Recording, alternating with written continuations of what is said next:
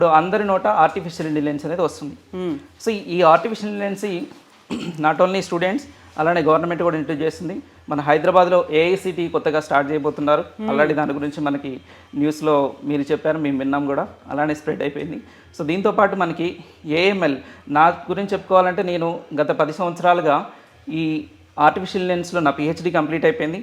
నేను టెక్నికల్గా multi departments నేను గవర్నమెంట్ కావచ్చు, ప్రైవేట్ పరంగా నేను ట్రైనింగ్ ఇవ్వడం జరుగుతుంది. That's great. సో ఇన్స్టాగ్రామ్ వాడుతూ ఉంటే ఒక రీల్ మనం చూసినప్పుడు ఆటోమేటిక్గా అలాంటి రీలే మనకి సజెషన్ వస్తూ ఉంటుంది.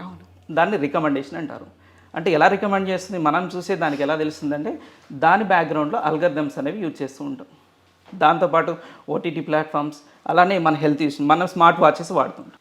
సో మనం ఎన్ని స్టెప్స్ వేసాము, అలాంటి దాని అనాలిసిస్, మన ఫ్యూచర్లో ఎలాంటి డిసీజ్ రాబోతున్నాయి అంటే ముందే ప్రిడిక్ట్ చేయొచ్చు. హార్ట్ అటాక్ వస్తుందా, అలానే ఎనర్జీ, మన స్మార్ట్ హోమ్ సిస్టమ్స్, మన ఇంట్లోకి వచ్చేసరికి సో మనం ఇంట్లో ఎంత ఎనర్జీ యూజ్ చేస్తున్నాం, ఏ రూమ్లో ఎన్ని లైట్స్, ఎంత టైం ఆన్ అయి ఉన్నాయి, ఈ అనాలిసిస్ కూడా మనం దీంట్లో చేస్తున్నాం.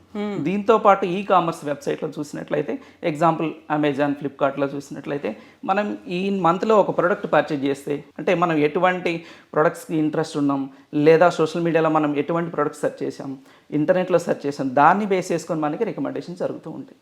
అలానే వరల్డ్ వైడ్గా మనకి ఎంతమంది పర్చేజ్ చేస్తున్నారు, ఏ ప్రోడక్ట్కి ఫ్యూచర్లో సేల్స్ ఎక్కువ ఉంటాయి అనే అనాలిసిస్ కూడా ఇది డేటా సైన్స్కి సంబంధించిన ఎవరైతే చేస్తారో డేటా సైన్స్ వాళ్ళు ఇలాంటి ప్రాజెక్ట్స్ మీద వర్క్ చేయడం జరుగుతుంది.